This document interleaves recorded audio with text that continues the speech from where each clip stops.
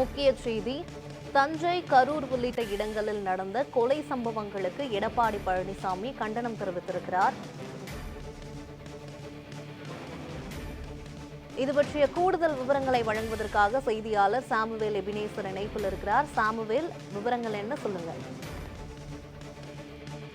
யுவராணி, அதிமுக பொதுச் செயலாளர் எடப்பாடி பழனிசாமி தனது எக்ஸல பதிவில் கருத்தினை பதிவிட்டிருக்கிறார். குறிப்பாக தொடர் கொள்ளை, ஜாதி முதல் என 4 ஆண்டு ஸ்டாலின் மாடல் ஆட்சியில், அதாவது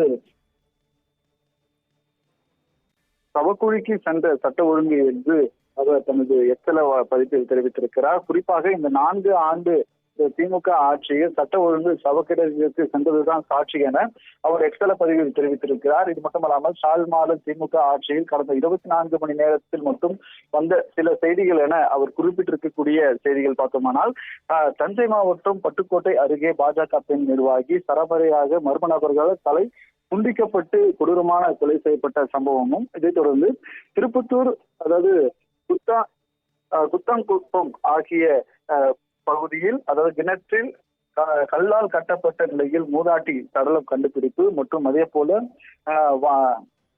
வண்டலூர் தனியார் கல்லூரி வளாகத்தில் ஆம்புலன்ஸ் டிரைவர் வெட்டி படுகொலை. அதை தொடர்ந்து கரூர் மாவட்டம் குளித்தலை கோவில் திருவிழாவில் மது போதையில், அதாவது 12ஆம் வகுப்பு மாணவர் கத்தியால் குத்தி படுகொலை.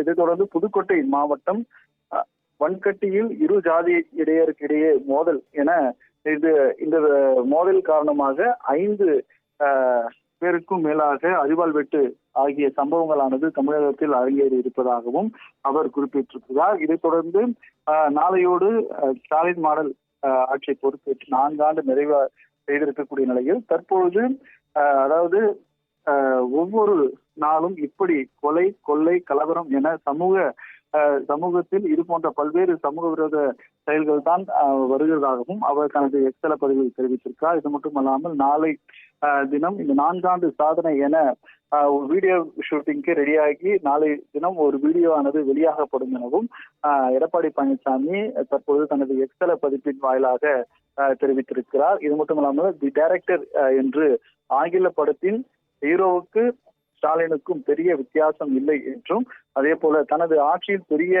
சட்ட ஒழுங்கு பிரச்சனை நடக்கவில்லை என்றும் சட்டப்பேரவையில் சொன்னவர் இதையெல்லாம் சட்ட ஒழுங்கா பிரச்சனையாக கருதவே இல்லை என்று அவர் தனது எக்ஸல பதிப்பில் தெரிவித்திருக்கிறார். இது மட்டுமல்லாமல், அதாவது குற்றவாளிகள் கைது என்று சொல்லுவீர்கள், அதையாவது தற்போது செய்து சட்ட ஒழுங்கு எடுங்கள் என்று விடியா திமுக முதல்வரை நான் வலியுறுத்துவேன் என்றும் தனது எக்ஸல பதிப்பில் தெரிவித்தார்.